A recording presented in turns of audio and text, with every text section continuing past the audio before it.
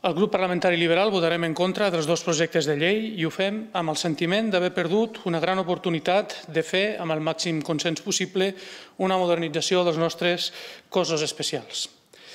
És cert que hem avançat en alguns aspectes respecte de les postures inicials que van motivar una esmena a la totalitat d'aquests projectes de llei per part nostra. De fet, hem tingut una postura totalment col·laboradora per intentar tancar els millors textos possibles, tot sabent que el nostre vot podia ser contrari per com s'havia resolt la feina i les votacions de les esmenes en el projecte de modificació de la llei del cos de policia.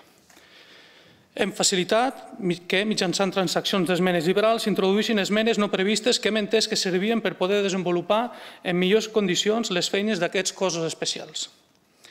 En definitiva, el treball en comissió ha permès acostar posicionaments, tot i que, malauradament, aquest consens no ha pogut ser en temes que per a nosaltres eren bàsics i que motiven el nostre rebuig als projectes de llei.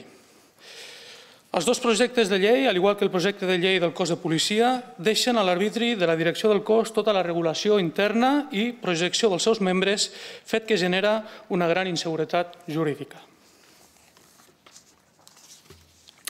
Aquesta clara voluntat de deixar molts aspectes sense regular a criteri de les direccions, fent nombroses remissions a un desplegament reglamentari posterior, pot condicionar aspectes importants com la jornada laboral, les promocions, les excedències, les guàrdies, la formació, així com d'altres aspectes de funcionament diari que no es poden obviar i que continua generant, al nostre entendre, poca seguretat per als membres del cos i també per a les direccions.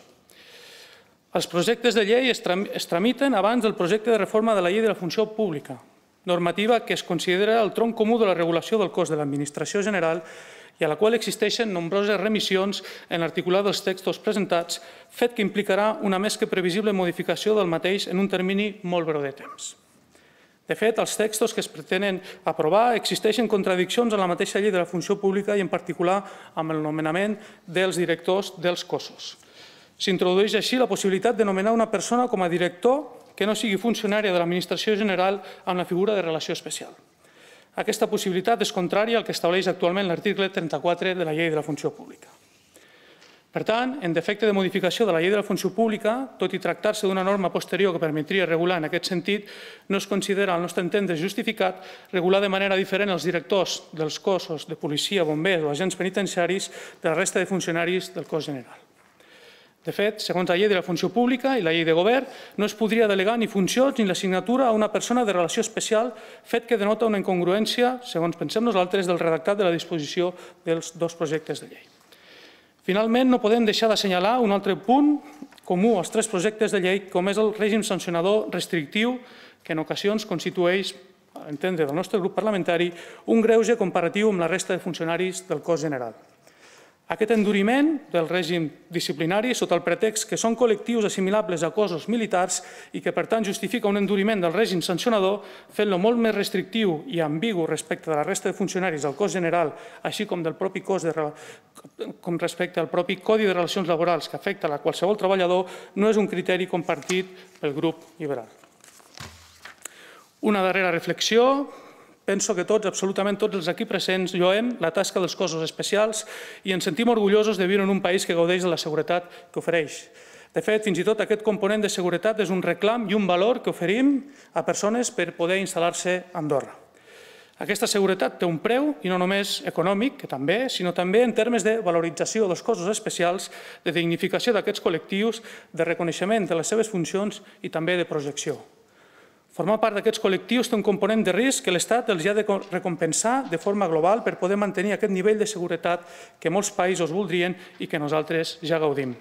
I els liberals pensem que hem desaprofitat les esmenes proposades i no aprovades per fer una millor adequació entre el que aquestes persones ofereixen al país i com l'Estat els hi recompensa.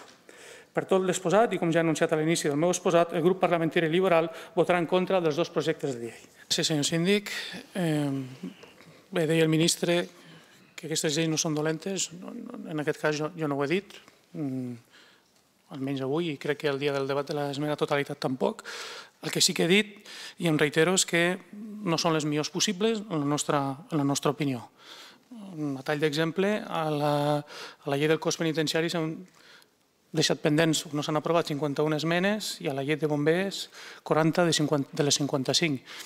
Vull dir que aquí hi ha una part de la feina o de les propostes fetes pels grups de l'oposició que han detectat coses o aspectes millorables i que no han tingut consideració. Tampoc vull dir que seria la millor llei possible, totes dues, aprovant aquestes 51 que han quedat pendents ni 40. Simplement dic, i em reitero, que hem perdut l'oportunitat de fer-ne les millors lleis possibles, entenc jo. És cert que en el cas del cos de bombers, entre no tenir llei o tenir-ne una, com la que es pugui aprovar avui, certament és millor tenir aquesta, però jo afegiria un element més a l'equació, és a dir, entre tenir la millor possible i tenir-ne aquesta, crec que hauríem d'aspirar a tenir-ne la llei que té més consens i que sigui la millor possible, almenys des del nostre punt de vista. Respecte al fet que em deia vostè que aquesta contradicció que jo li apuntava entre la llei de la funció pública i les lleis dels cossos especials que preveuen que la figura del director pugui ser una persona de relació especial, vostè m'apuntava que això no és un aspecte que prevegi aquesta llei, sinó que ve amb anterioritat. Bé, el fet que aquesta contradicció no tingui una paternitat seva no vol dir que, si nosaltres pensem que s'ha de corregir, ens és igual, encara que sigui una contradicció que en el seu dia poguéssim haver plantejat nosaltres estant a govern.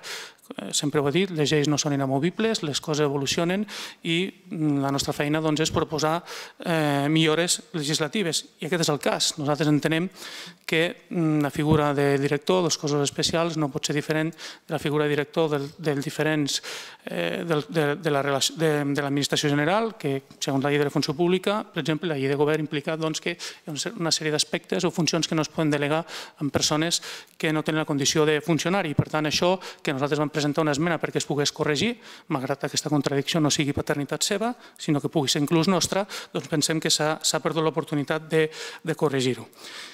I finalment, respecte al règim disciplinari, jo li he dit que és restrictiu o ambigu, vostè em diu que no és ambigu, al seu entendre, evidentment. Nosaltres pensem que continua sent ambigu en certa manera, però no m'ha parlat ni m'ha dit si és més restrictiu o no. Vull entendre potser que el fet que no em digui res és que entenc que sí. I aquest és un dels aspectes que nosaltres no compartim. Li he dit que és més restrictiu i un enduriment respecte a la resta de funcionaris de l'administració general i fins i tot al mateix Codi de Relacions Laborals. Gràcies, senyor síndic.